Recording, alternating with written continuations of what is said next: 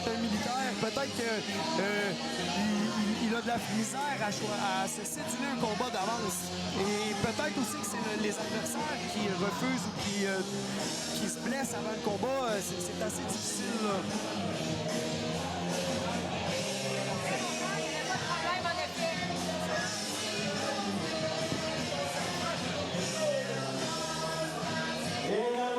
Omar Karaki qui a rentré dans la cage du Tristan Gym. Braham Avila, Ali Combat Club.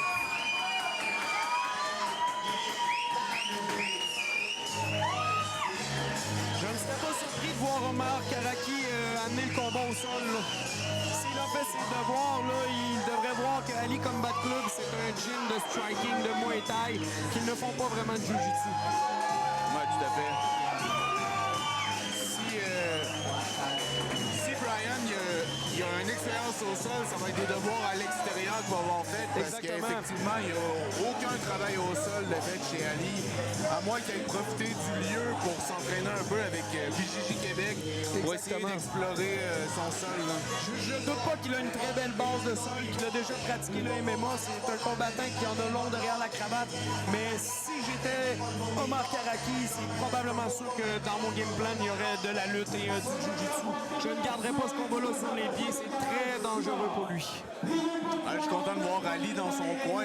C'est une vraie légende dans la ville de Québec, là, dans le monde du kickboxing. Ces deux gars sont en train d'exploser sur la scène présentement. Là. Qui ont fait des belles performances justement il y a 2 semaines. J'ai eu confirmation, c'est comme Max Bergeron tout à l'heure qui a gagné son combat contre Moussa Abakar. C'était il y a 2 semaines qu'il a livré une guerre de 3 rondes dans le kickboxing au FTC. Les gars sont sur la chasse et ne tardent pas. Ils sortent d'un combat de 3 rondes, des guerres de tranchées et se récédulent tout de suite un combat. C'est comme ça qu'on fait, on ne dort pas. Avant, il y avait des galas tous les mois de MMA, de kickboxing. On a des gars comme Jonathan Meunier qui sont assignés pro avec 40 combats amateurs derrière la cravate. Vraiment. À cette heure, il y a beaucoup de monde là, qu'on voit dans la dernière génération qui signe pro avec 5, 6, 10 combats. C'est gros dans la dernière génération, 10 combats amateurs avant de signer pro. L'ancienne génération signait pro avec des 30, 40 combats. C'est pas du tout les mêmes expériences. Là. Les gars sont obligés de s'exporter là, pour avoir plus d'expérience sur le milieu amateur. C'est ça qui se passe. Ici, on a un combat avec aucun chin guard. Là. Les combattants ont accepté de se battre sans les protèges tibia. Ça change la game, ça. Tout à fait. Tu dois choisir les coups de pied que tu envoies. Souvent, tu peux te blesser plus en envoyant un coup de pied que si tu en as bloqué un. Ouais. Se faire checker un kick, ça fait mal. Ah oui. Et... C'est des combattants de niveau professionnel, ça. Ouais, je pense qu'on va avoir à faire un combat de kickboxing avec petit gants. Là. On a un Omar Karaki qui n'a pas du tout peur de striker avec Brian. Moi, j'aime ce que Omar fait aussi. Il feinte un peu d'aller pour le takedown. Faudrait que... Je veux pas dire n'importe quoi, mais je crois d'ailleurs qu'il était là au FTC, qu'il s'est battu lui aussi il y a 2 semaines. OK. Je crois qu'il a livré une grosse performance et est sorti avec une victoire et c'est tout de suite recédulé un combat contre un champion comme Brian. On a Brian là, qui a très beau travail pour switcher, le passe de droitier à gaucher. Ouais. Il utilise bien ses leg kicks. Beau travail de Omar pour On son voit pas check. ça souvent, des gens qui travaillent ouvert et qui font des leg kicks avec la jambe avant. Oh, le beau question mark kick. Tentative de Brian. Brian qui se bouge très déplace. bien, qui gère la distance, hein, qui n'est jamais dans le reach de son adversaire. Il est soit très loin ou très proche pour le frapper. Ouais, Omar essaie de feinter le level change comme s'il allait lutter. Mais Brian ne mord pas du tout. Là. Il est installé dans son striking. Ouais, belle droite. Très là. dur à toucher, Brian. Ouais. Belle gestion de la distance et du timing. Un bon jab qui passe. On a tendance à croire que la vitesse veut dire quelque chose, mais souvent, si tu as un bon timing et une bonne gestion de la distance, tu peux annuler la vitesse d'un adversaire qui est beaucoup plus vite que toi. On a vu Omar avoir un très bel uppercut dans l'entrée de Brian. Là. Brian qui a pas la garde la plus fermée, qui compte beaucoup sur son head movement. Qui a d'ailleurs un très beau head movement.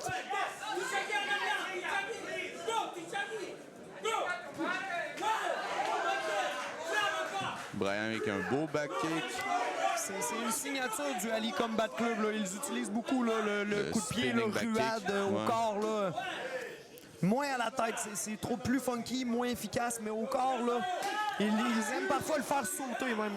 Je ne serais pas surpris de le voir le faire sauter. On a vu beaucoup de combats de MMA dernièrement où est-ce que le spinning back kick au corps s'est transformé en coup à la tête parce que les gens level change puis arrivent directement dans le kick. On a vu Justin Gaethje se casser le nez par Max Holloway de cette façon-là. On a vu John Jones aller chercher sa ceinture aussi là, avec un beau spinning kick comme ça au corps, sa ceinture poids lourd contre Stipe Miocic. Très beau round, très technique. Là. On a des combattants de haut niveau là, présentement. Là. Le pace est incroyable. Là. Si les combattants sont capables de garder ce pace tout au long du combat, là, je ne serais pas surpris qu'on assiste au combat de la soirée. Omar a un avantage avec sa portée qu'il utilise très bien. Là.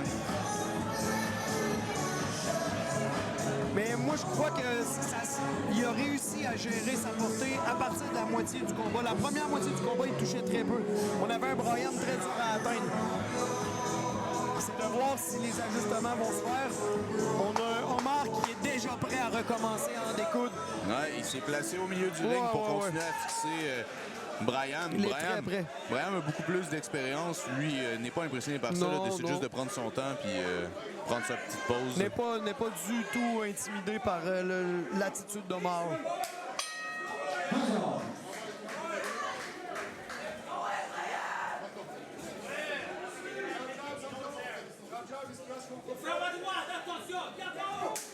Ouais. On entend le coach de Brian lui dire de garder sa garde plus haute un peu. T'as un beau head movement, mais tu dois quand même garder les mains hautes. Beau travail là, ici de Brian de se déplacer. Ouais. Omar est très léger sur ses pieds, là, réussit à faire des... Feinte beaucoup aussi. Ouais. Oh, takedown. Très beau sprawl. C'était super bien exécuté.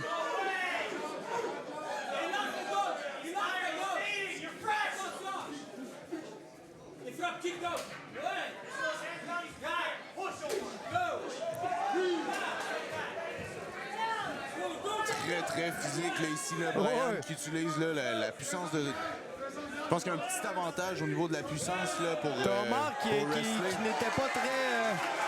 qui n'a pas semblé aller vouloir aller chercher le underhook. Là, Brian qui a très bien gardé le underhook pour se séparer. Gros coup de pied au corps d'Omar. Ouais. Ça a dû faire mal, ça.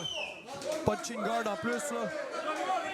Les gars travaillent ouvert aussi, là. Ça laisse place à des grosses jambes arrière, des grosses mains arrière. T'as vu Omar qui a changé de côté pour se refermer. Là. Et gros tape au niveau du visage là, d'Omar. Brian qui est pas ébranlé, là, qui continue d'être dans le feu. Là. Gros leg kick, gros échange de leg kick ici. C'est fou de voir le head movement de Brian qui continue même après les échanges et les gros coups qui ont rentré. Omar là, qui fait des... Nous avons rarement l'occasion de voir des combats comme ça en MMA amateur. Là. Je le répète, là, c'est du niveau professionnel. Oui, le striking est vraiment impressionnant. Là. Ça, c'est des combattants professionnels qui ont décidé de venir nous offrir un combat amateur. Si je peux le dire comme ça. Omar qui va pour une tentative de takedown une deuxième fois.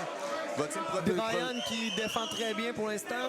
Ouais. Très bon travail de Omar d'aller pour un single leg. Là. Brian doit travailler à se relever. Là. Il doit tout de suite travailler à se relever. Peut-être le dos contre la cage. Brian fait du bon travail là, de réussir à contrôler un beau knee shield. On se relève tout de suite. Il doit faire attention de haut pour réussir à se relever. Il doit faire attention à la guillotine. Omar il va pour le ninja choke. Très bon travail, mais ici il est encore dans le choke. Là. Ici, ça peut se terminer. Là. Oh, la tête a sorti. Brian a fait de l'excellent travail de tourner dans le choke. Il doit faire attention d'essayer de séparer. Là. Il se protège très bien des kicks encore. Il va pour son propre takedown. Quel round incroyable. Encore une fois, du haut niveau. T'as Joe Meunier qui a quelque chose à dire à son pugiliste. Là. En fait, c'est un partenaire d'entraînement de longue date de Joe Meunier. Là.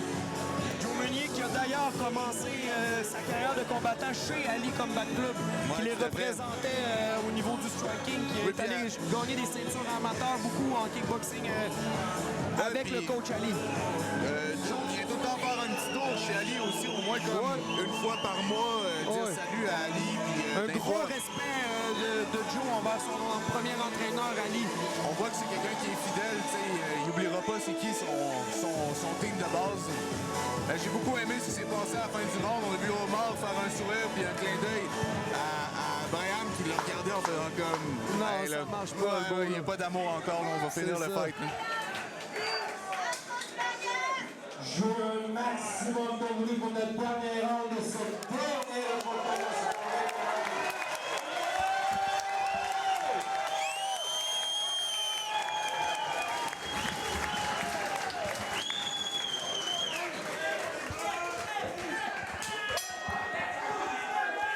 On est reparti pour un dernier round. On n'est même pas encore le troisième round de passer. Je peux dire que c'est le combat de la soirée. Ouais, vraiment. On n'a jamais droit à des combats de ce niveau en gala des MMA amateurs.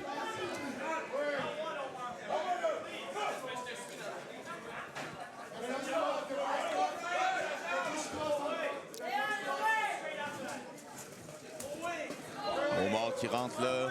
Belle combinaison de coups d'Omar. Il utilise beaucoup son allonge. Brian décide d'y aller pour un triple leg kick. Oui, il l'a touché, il a vu que ça faisait mal et il a même eu le temps d'en remettre deux au lieu d'en remettre un. Ouais. Omar fait vraiment du bon travail pour utiliser son allonge. Bien mixé, revenir droitier, gaucher, passer avec des beaux uppercuts au milieu de ses échanges. Oh! Brian vient de toucher, je crois. Brian qui va pour... C'est pas pour rien qu'on a Omar qui vient de lancer un takedown et il s'est fait toucher durement. Brian doit travailler à se relever plus qu'à frapper. Là. Ouais, exact. Là, on a tout de suite Omar qui est passé dans un side control. Ouais. Je pense que son plan de match, c'est d'aller pour une soumission. Il pense pouvoir aller chercher quelque chose. Là. Brian réussit à récupérer un underhook, ce qui va lui permettre d'aller sur ses genoux et se relever. Tombe dans un triangle. Ouais, ce triangle-là est très intense. Là. Ça va être terminé ici. Là. Il va... Ouais, ce triangle-là est très bon. Il dort. Ouais, je pense qu'il dort. Grosse performance de la part de nos deux pugilistes.